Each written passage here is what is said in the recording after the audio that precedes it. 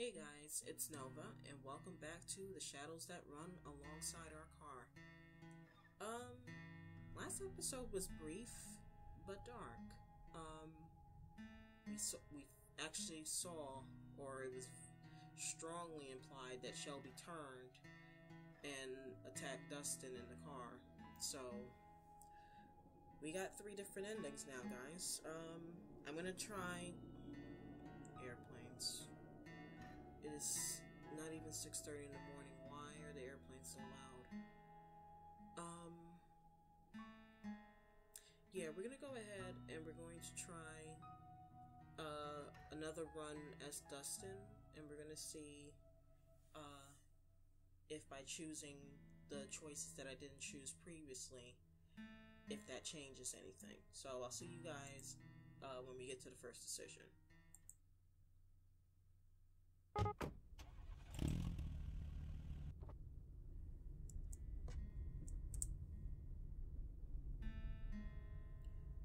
Alright, so we're at the choice where I think Shelby basically asked us about our past, like what did we do with ourselves before the apocalypse. And I'm pretty sure in episode 2 I opted to bend the truth a little bit. So this time around I'm just going to dodge the question. You know, this and that. I've never really settled into one thing in particular. Okay, so I just noticed that this conversation that he had just now, because I chose to dodge the question, I think it's identical to what Dustin actually says in Shelby's route, the first run through. You know, like what he says by default. So that's interesting. So I'm gonna go ahead and skip because I'm pretty sure everything from this point is gonna be the same. Yeah, I've seen this before. Alright, I'll see you guys when we get to the next decision.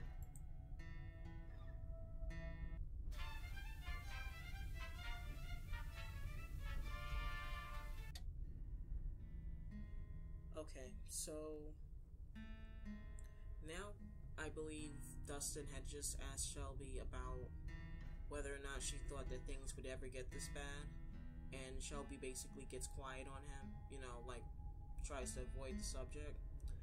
And pretty sure I had originally said sore topic, so this time around I'm going to choose ignoring me. Dodging the question, are we? Wonder what she was into before this. Maybe she has always planned on the world drifting to hell in a handbasket. Smoked away her youth and whiled away her time. No, that's me, ain't it? Okay, this looks familiar. Yeah, we've seen this before. Alright, so I'll see you guys when we get to the next decision.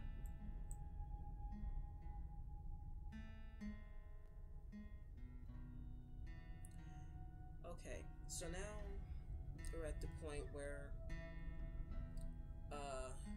Dustin is sensing that Shelby's in some kind of distress, and I believe last time I had asked her whether or not she felt nauseous. So this time around I'm going to actually be a little more assertive, so to speak, and I'm going to ask her about the hand. You okay there? I point towards her stomach with the back of my hand.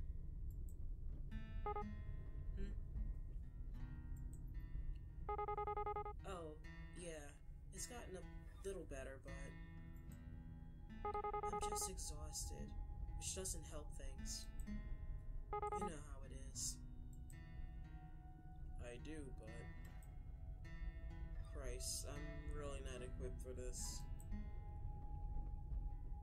Okay, this is pretty much identical to what we saw before, so I'm gonna hit skip, hope we get something new.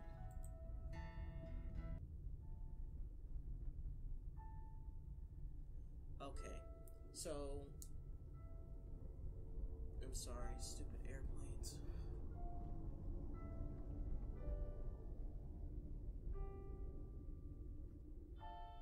It's like they know when I'm recording. It is 6:30 in the morning.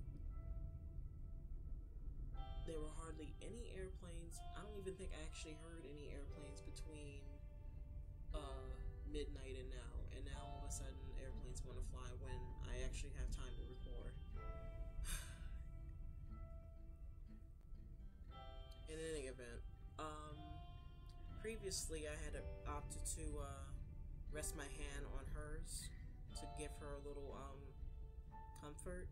This time around, I'm not even going to touch her. Let's see what happens. Wow, yeah, I'm not going to be a creep about it. She's already tense enough. But we're still here. Just remember that. Until that changes, there's still time. Things might never get better. It'd be stupid to assume that they would. While we're still breathing, there's hope. That's pretty cheesy, isn't it? Okay, I'm pretty sure all of this is the same, but I'm gonna read it just to be on the safe side. Anyway, I'm sorry about that. About your dad, I mean. Even if you didn't get on with him, I bet it must be hard, losing someone that close to you. Yeah, I guess. Okay, yeah, this is definitely the same. I'm gonna go ahead and skip.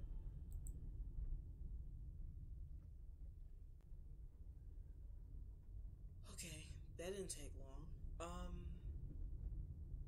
I don't know why, but the air feels colder.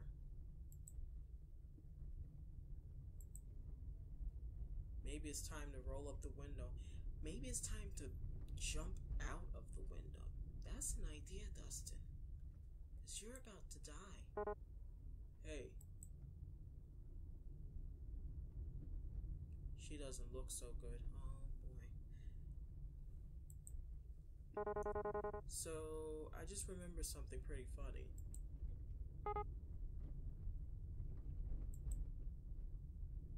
Nothing. She's bothering me already. Dustin, get out of the car. Get out of the car. Just jump out of the car. I know you're the one driving, but you'll be doing everybody a favor by doing that. A few weeks ago, I was running down this alley, and I saw this old poster, right? Real beat up weather thing. But scribbled on the corner of it. What is she looking at? Is she even listening? Hey, are you sure you're really feeling alright?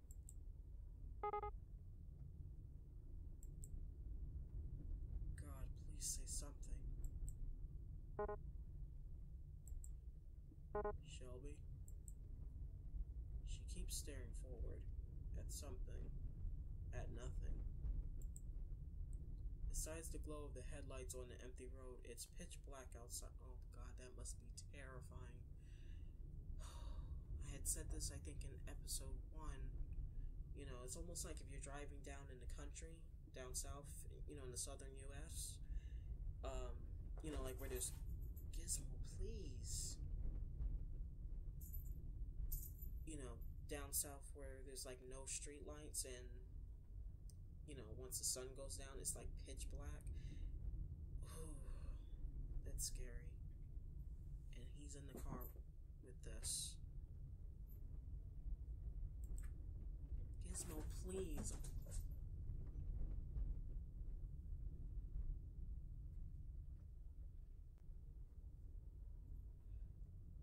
There isn't a thing to see. But she hasn't fallen asleep. Her eyes are still open. The car gives a bit of a sputter. The gauge is on empty. Oh my god, please get out of the car, Dustin. The warning light's been on a while. Shelby. Shit, come on now. So I pull to the side of the road. This rust bucket's on its last legs anyway. The engine cuts off with an appreciative sigh. Hey, talk to me. Do you need to puke or something? Shelby?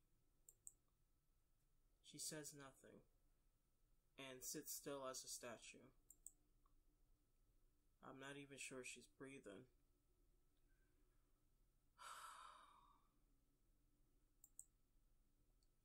No, you don't touch her. Are you crazy? You need to bounce. You need to fly like an eagle. You need to get out of there. Dustin, don't be stupid, please. Do I touch her? Oh my god, and he actually... I start to reach out my hand. Just then... God, that look. She turns slowly to look at me. Her mouth hangs. Her eyes are completely empty. She stares at me only, lifeless, and leans in closer. Oh, God.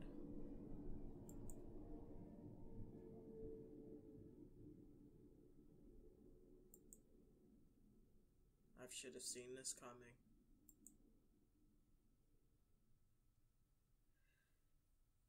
Yeah, yes you should have. And I gotta say, that's definitely a bad ending for you, Dustin. Good grief. Alright, so that was, I guess, Dustin's bad ending. Again, R.I.P. Alright, so that's 4 endings down. So, I'm wondering if my theory was right, because by me playing as both characters once, I don't know, maybe that's not necessarily true. It just, like I said, when I tried to do Shelby's second run before, when I tried to pick, I think I basically had picked the same choices that I picked in episode 3, and I didn't get that ending. But it seemed like this time around, I did get a different ending. So, I feel that the very first episode was a neutral ending. I think I had said this before. And same thing with episode 2 that I think might have been Dustin's quote-unquote neutral ending. And then the last 2 episodes were definitely bad endings, as you saw. So, I'm wondering if there's a quote-unquote good ending for each character. I'm gonna explore that in the next episode. If not, I'll have a... No, there has to be. The thing says that there are 6 endings. And I'm determined. I want to see how different the story plays out. So, yeah. I'll try to get the final 2 endings, guys. So, I'll see you in... Well, I don't know when I'm going to be able to record again, but I'm rambling at this point. I'm sorry. It's like super early in the morning. I haven't even eaten yet. I'll see you guys in the next episode when I do get, I guess, Shelby's final ending. Hope you enjoyed this one, and I'll see you next time. Take care.